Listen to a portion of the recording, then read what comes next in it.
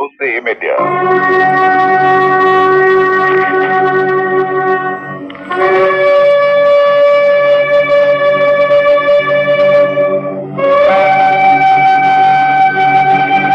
Shalom Alaikum, maayong hapon o sa ganito na masukit welcome to Balik Hebrew program din sa DQM Radio Kay 819 kHz sa oras alas 12 medang pagdalaon sa hapon Lawrence ang tutsad lang Sabado. Kini si More Azaria, Gilbert Minyoza, Obat Speaker Salawat, Engineer Ronel Mandresa, Roy John sa Station Manager, magatimbay kanintanan 0929-311-3484. Kaigsunan ka rin yung mabuto apilos tong online classes sama sa gimo sa uban. Na atong online classes gipigayon matag Miyerkules sa gabi alas 7 o sa alas 7 sa gabi sa Sabado. Ang Miyerkules ang ato ang subject kini may tungod sa kasidot life, refining character traits, ug ang sa Sabado about halakha ug ingon man ang pag-discuss sa creation ni Hashem based on the book of the Sefer Hamaddah Rambam, and the other or the past session ato ang diskutan ang 10 types of angels, upat ka matang ang mga anghel, no, pulo ka levels, and they were categorized based on their names. Sila na categorize base sa ilahang mga pangalan, ang ilahang level, unsa sila ka taas, unsa sila ka ubo, kini makita sa ilahang pangalan. Alang sa kadaghanan karong maabot nga August 2 sa gabi mao ang pagsugod sa Tisha B'Av o sa August 3. Sabado na siya sa gabi hangtod sa Domingo ang fasting for the 9th of Av. Pakita sa Book of Sicaria 8:19. Muna mo ang book study no kagabi ni Rabbi Baruch Simcha gikan sa alas 9 abtan mig hapit alas 12 gikan pa mi sa alas 6:30 nga liningkod sa amo ang lesson tungod kay sa alas 6:30 ang kasidot teaching pagka alas 7:45 halakha with Rabbi Berenstein, ang kasidot with Rabbi Yehuda Cohen. Niya pagka alas 9 ang Tanakh after mighapit na alas 12 pero tindugaya na human na yung baga ang iyahang oras mas taas pa sa duha nila mura ginit-init ato ang likod na lingkod ka sugad sa alas 6:30 dili pag yun alas 6:30 ang sugad paglingkod kanuan kadlawon pa manggod no bangon na mi alas 3 nga naman kay mag-prepare mi kay pagka alas 5 sado larga mi padulong mig tago kaya among gihabol nga walay traffic no kay magabot sa tago no na service tugod niya uli mi mga hapit alauna Baruch Hashem now niya travel maabot ni mga hapit alas 3 sa hapon paguman mag-prepare kay naay klase among likod sa sige liningkod murag mamuhipoy wa sabi si kung tindog-tindog kay murag makaduka no, tungod kay nga to ang lawas pa mo reklamo usahay sa ato ang mga appointment mga wag kayo no sumpay-sumpay ba no Baruch Hashem na samtang kaya pa sa lawas kita maka-study kita maka-study, mo bitaw nga usa sa mga questions sa mga young generations sa mga Jewish community. Ngano daw nga mag-pray man daw kung mugawas gikan sa toilet. Ang simple nga tubag lang sa mga Jewish authorities, mga rabbis. Baruch Hashem, nga kita makaato pag toilet. Orang basic ay nungdan, abisan ikaw, ikan ka sa toilet, dapat magampo ka. Nga naman, kaya doon ay dagang mga tao na palayo lang nga maglisod gani pag-atong toilet. So, mo lang na basic na tubag. Ang buti pasabot mga kaigsunan, samtang kaya sa imong lawas, samtang healthy pa. We need to give chances or even priority, I should say, or importance, making it a part of your occupation to study Torah. Magtuon og Torah. No? Ano man, tungod kay kung unsa ang amount sa Torah, truth, nga imong naibawaan, buhay ka pa. Maulang na siya ang imuhang mabalon. Maulang na siyang mabalon. Sadly, mo reality, ang majority sa time sa tao, iyahang gispend sa pangita o bahandi. And then, only to find out ang iyang mga na tigom, kini iyang mabilin sa iyang ears. Now, kung baga, dili niya mapakinabangan. Di niya mapakinabangan ang iyahang mga tinipigan, tinigom, di niya mapakinabangan nga naman. Tungod kay para na siya sa ears. For example, palit siya og yuta, invest siya og mga building, something like that, apartment. Para na sa iyang ears na someday. Di niya nang pakinabangan someday. How much more nga dili makadawat og benefits ang atoang soul, ang atong nishama. Our nishama cannot gain anything from the physicality if we don't study Torah. Tungod kay kung ang tao wa siya ibabuhan sa Torah, inigpanaw niya, dili siya mahimong bright. Nigpanaw sa tao, akan magong mga tao nga na-influensya ni mga Greek. Ang mga concept sa mga Grigo, ang mga tao nga mipanaw, mahimo na siyang God. Para niya, kung walay alam ang tao, buhi pa, manggialam mo na siya, patay na siya. Mga kaigsunan, Ecclesiastes 9 verse 10, there is no more wisdom, no more knowledge in the grave, where you shall go. That means, the amount of truth that you gain from your study on earth, that is for you, and that is your merit.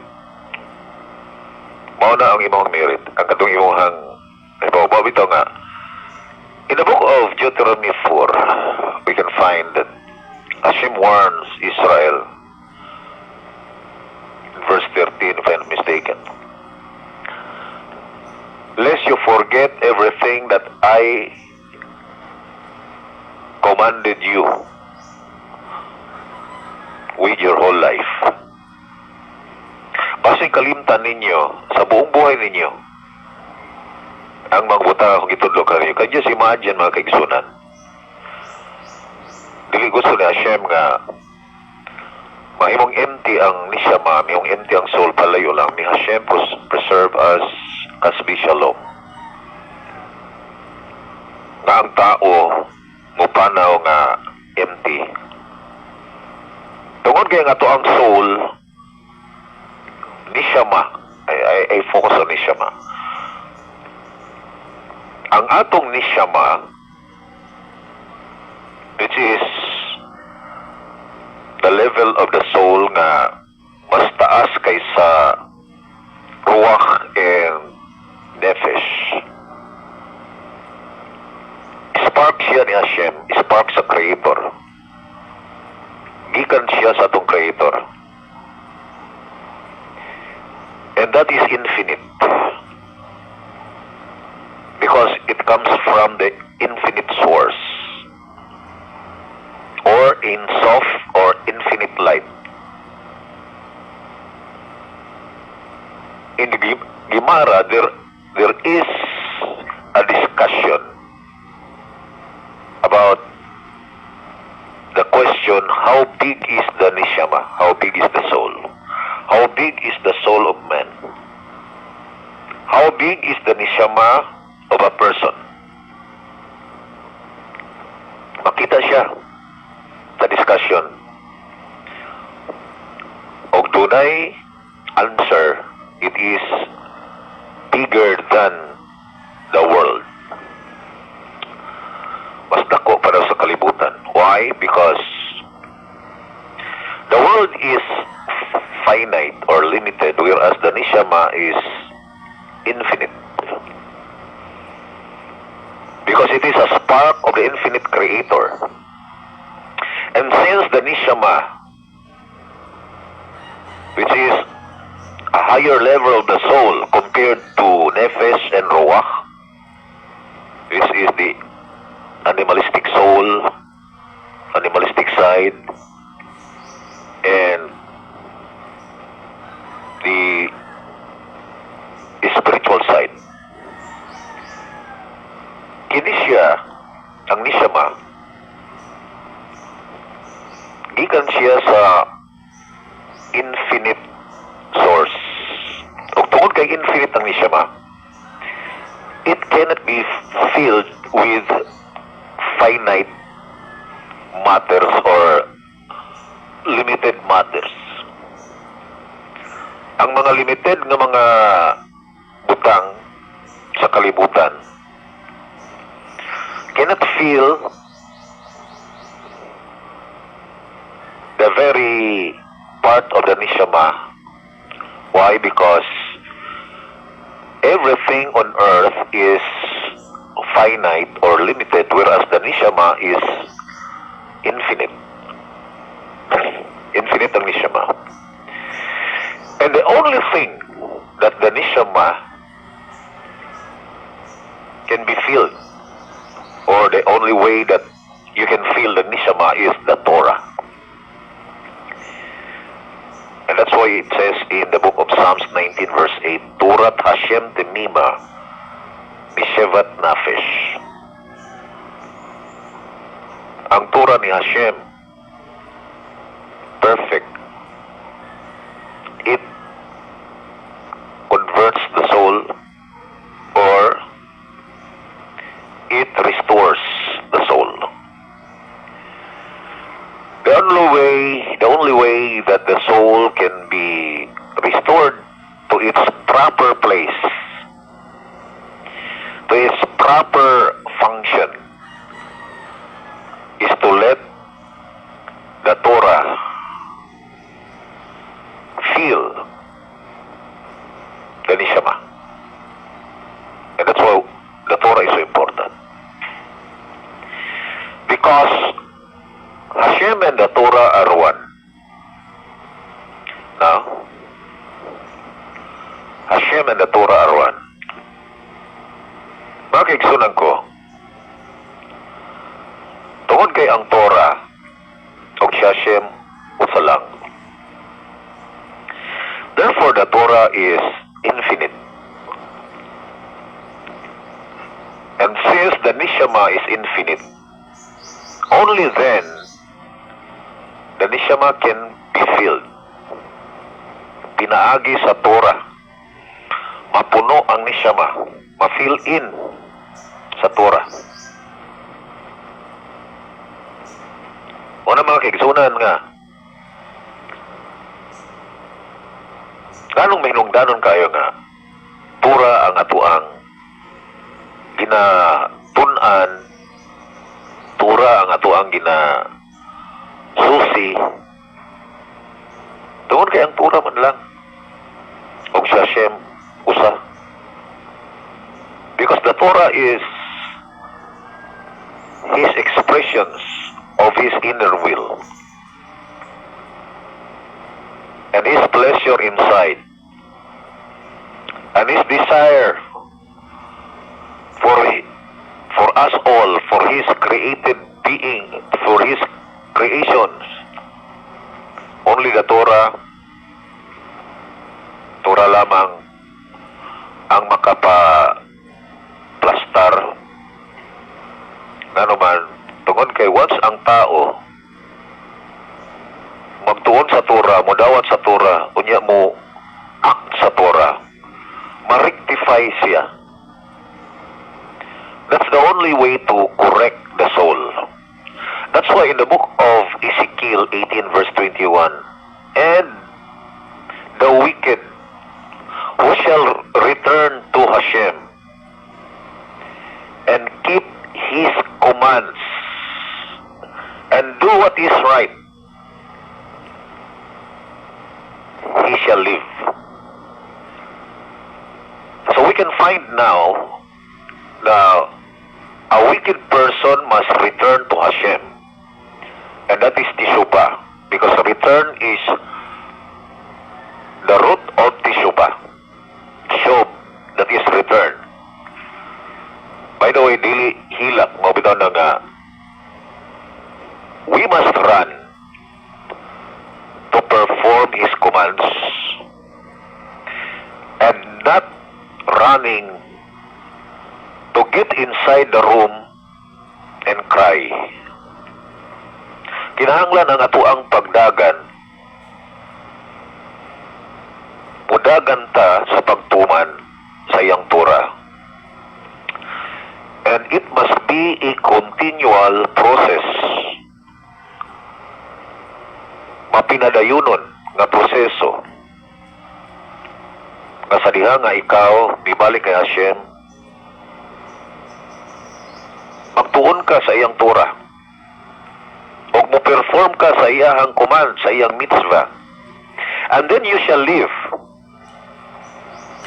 That means a person can be rectified, can be corrected from his past. Once a person gets back to the Torah, study the Torah, and perform what is his portion. Ngano minungdanon nga magtuon tungod kay dapat makabalutaon sa atong portion sa Torah. We must know our portion. And then after knowing our portion, then it's time for us to perform, to practice what the Torah says and what the Torah tells us to do. Kung sige sulti sa Torah para nato, imo nato. And then we shall live. The sages said, you shall live here and in the Olam Haba. Mabuhi ka diri and also in the Olam Haba. Because the Torah is our life. It is not a part of our life, but it is our life. That is the concluding message of Moshe Rabbeinu in blessed memory to the community of Israel. Na keep the Torah, for they are your life. And then it was repeated by King Solomon in chapter 3 of Proverbs. My son, keep my Torah, verse 1, and then verse 18, for it is your life. Proverbs 4:20, and life to those who find it, healing to your marrow, to your flesh. So the Torah is our life. Once a person studies the Torah, then he is now beginning to experience, to live the elevated kind of life which is superior than the people who are not. Siya ma-elevate kumpara sa uban. He knows something that they don't. And then he acts something which they don't. Tungod kayang imong mindsetting, naguna-una ka nga how to please the Creator as we perform our purpose on earth, doing the good and refraining from or staying away from evil. Magkaroon na siya og right direction aron nga ato ang ma-accomplish ang ato ang purpose of existence on earth. And only the Torah can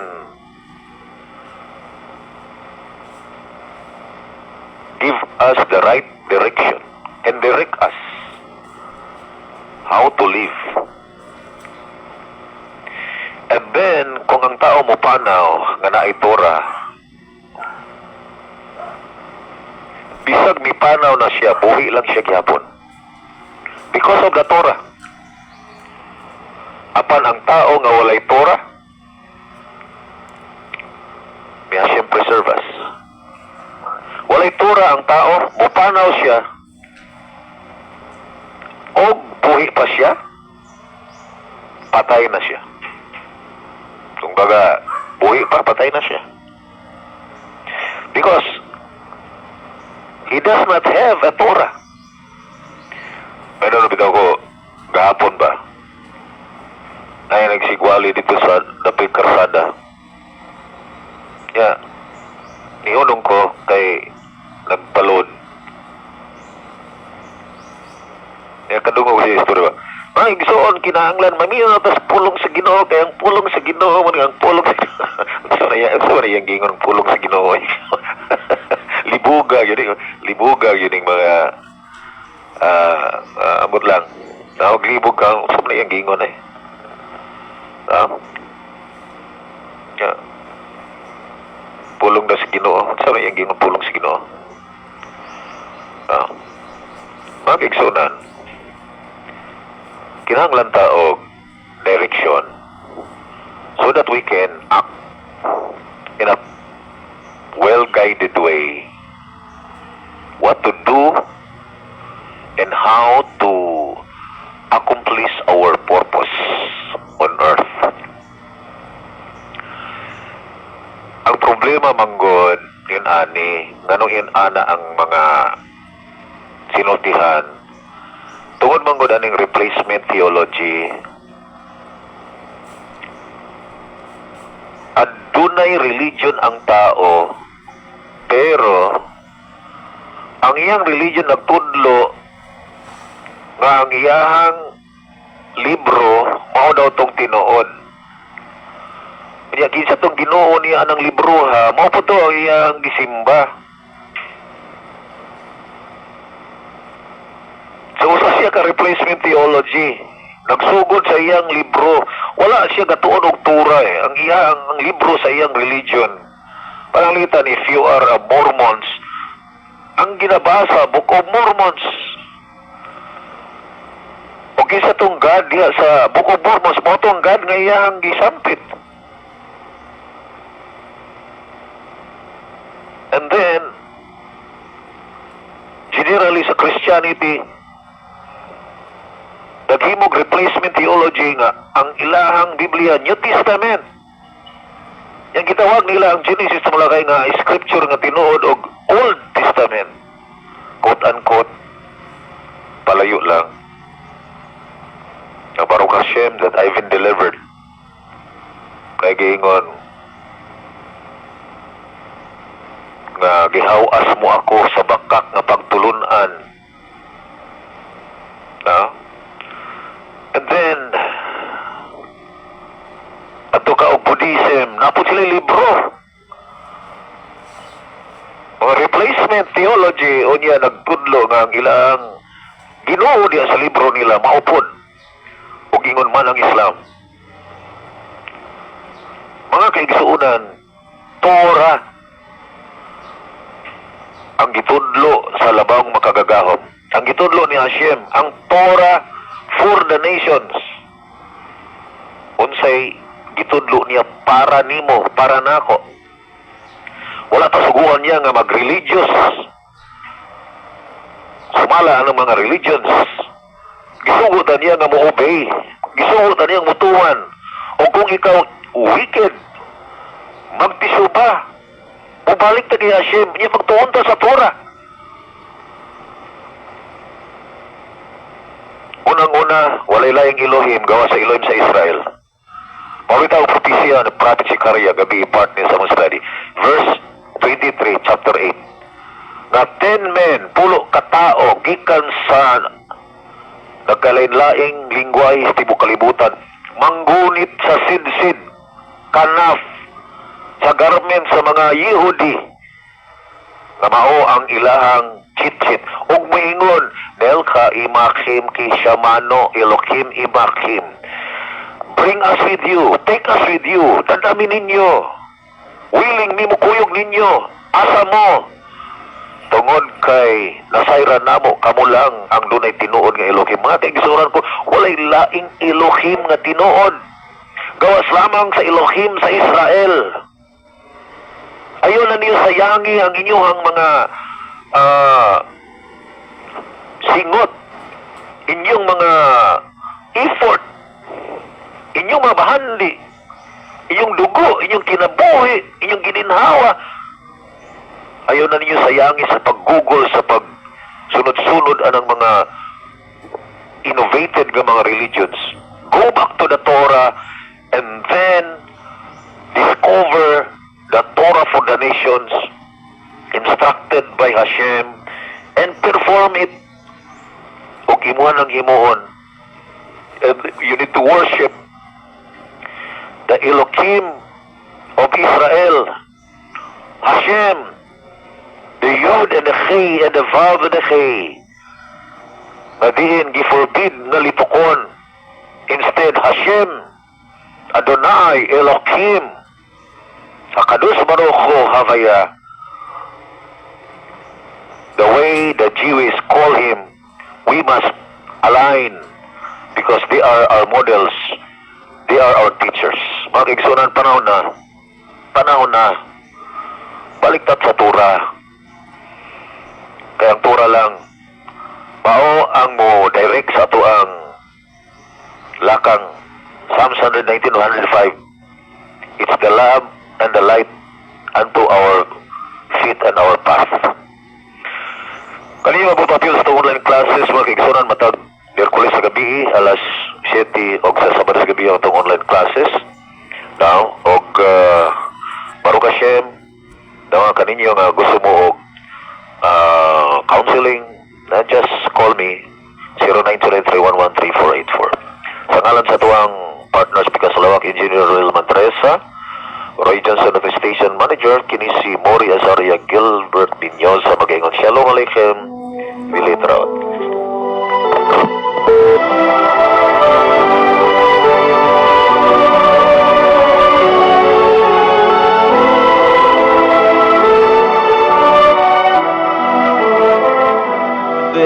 Ang oras sa